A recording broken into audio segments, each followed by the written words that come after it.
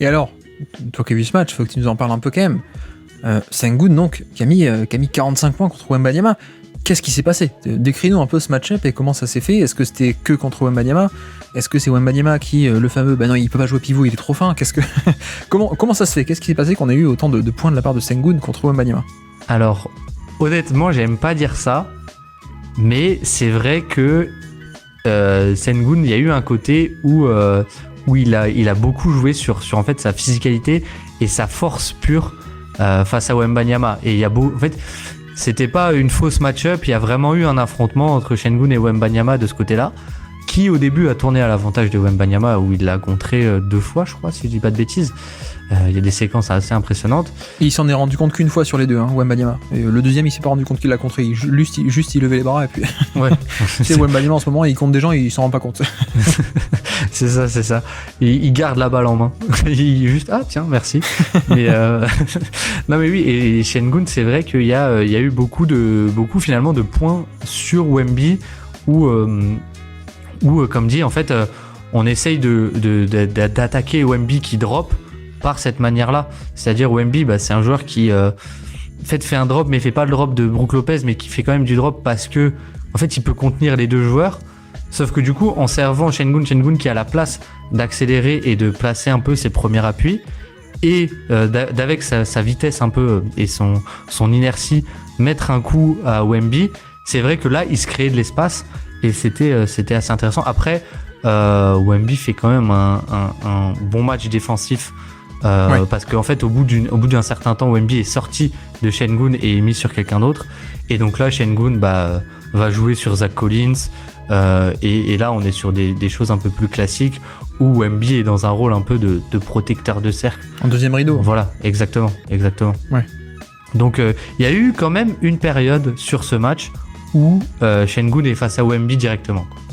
Là, je crois que la difficulté de ce match-up, c'est que il y a l'écart de taille, certes, mais en fait, Sengun est plus bas, on va dire, tu sais, le fameux The Lowest Man Wins, l'homme le plus bas en termes de centre de gravité, il a l'avantage parce qu'il a le leverage. En anglais, excuse-moi, il n'y a pas de bon terme en français, en tout cas je ne l'ai pas encore découvert.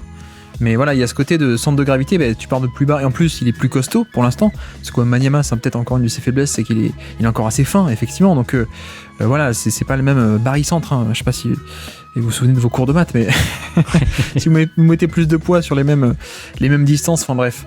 Mais voilà, c'est peut-être le truc, c'est qu'il est grand, mais encore un peu fin, donc en partant de plus bas et avec des power moves, et j'ai l'impression qu'il a insisté là-dessus, Sengun, sur des power moves, ça aide, mais c'est pas que les power moves, c'est le fait que Sengun puisse faire et des power moves et une créativité qui est folle en fait, qui est absolument folle, et c'est pas que de la puissance pure, je sais pas si tu vois ce que je veux dire, c'est pas Zach Randolph ou c'est pas juste un bully quoi, c'est aussi que Sengun il a des appuis qui sont extrêmement puissants mais aussi très vifs, et une créativité de tous instants, et le fameux Sengun qui part d'un côté, qui part de l'autre, qui fait une feinte d'une épaule côté gauche et puis qui part à droite. Il a une diversité en fait de moves. Exactement. Qui fait qu'il est presque illisible.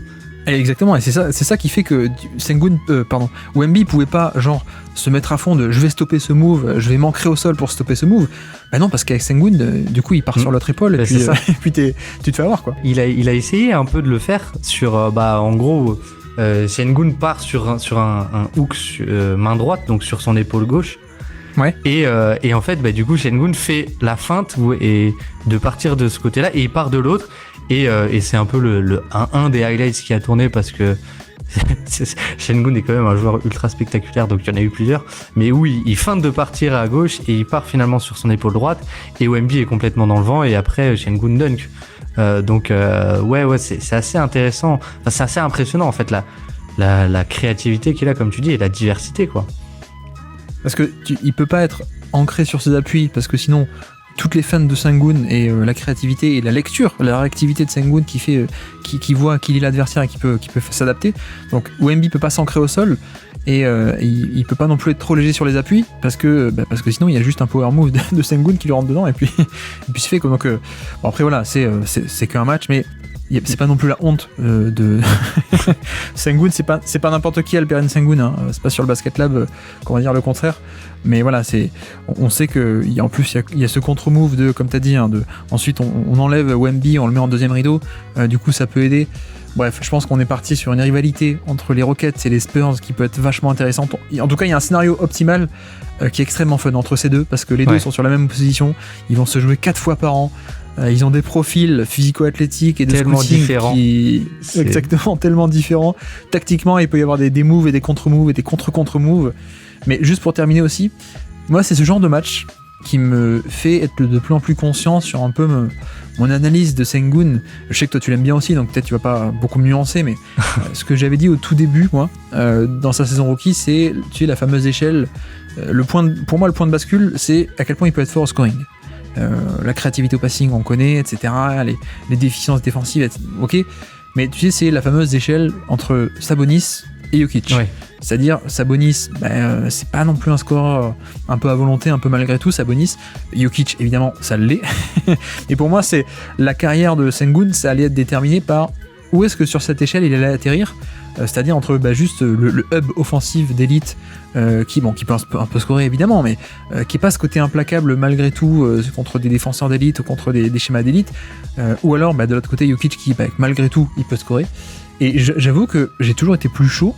Je pense que Sabonis est encore un meilleur joueur et peut faire plus de choses, etc. Et Sengun est encore jeune, mais j'ai toujours été un peu plus confiant, moi, sur ce côté-là, sur le scoring.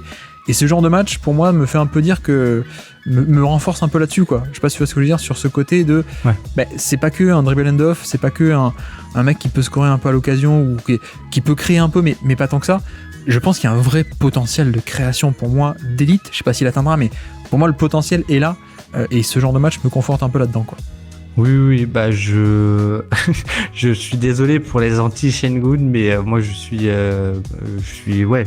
très très très confiant pour lui, parce qu'en fait c'est déjà un scoreur qui est au poste bas, près du panier, qui a une telle créativité qui est, j'ai pas envie de dire implacable, mais qui est déjà très très très très fort en fait, proche du panier. Ouais. Et pour moi, là où ça va se jouer, c'est aussi, et d'ailleurs on l'a vu contre les Clippers qui ont essayé de jouer petit, une petite parenthèse, mais ils ont essayé de beaucoup le prendre à deux. Sengun il a un peu, j'ai envie de dire, tout vu, et sur le short roll aussi, et il avait vraiment fait, en fait il a fait un peu les deux mondes idéaux du coup, oui, voilà, où un coup il y a le scoring un peu implacable face aux Spurs, et donc le lendemain ou le surlendemain il y a le côté, en fait, t'es trop implacable, donc tu resserres les défenses, et après, là, ça libère tout son passing, quelque part. Et c'est vrai que, pour moi, là où ça va se jouer, c'est à quel point son scoring peut s'écarter du panier aussi. Je sais pas si tu vois, mais le one leg qu'il avait un peu abandonné, il l'a repris depuis quelques matchs, et c'est vrai que s'il arrive à avoir un scoring efficace un peu en dehors du panier, pour moi, c'est là où ça peut aussi se jouer, quoi. Mais ça rejoint ton idée de, c'est sur le scoring que beaucoup de choses va se jouer pour lui, quoi. Oui. Bon, le jump shot n'est pas encore là. Non. Moi, j'ai confiance au toucher de balle et aux fondations. Je suis pas encore inquiet. C'est pas Jokic, ce sera pas Jokic, évidemment. Mais bon, on y croit. Mais voilà pour cette parenthèse de Sengun contre Wembanyama et puis Sengun tout court.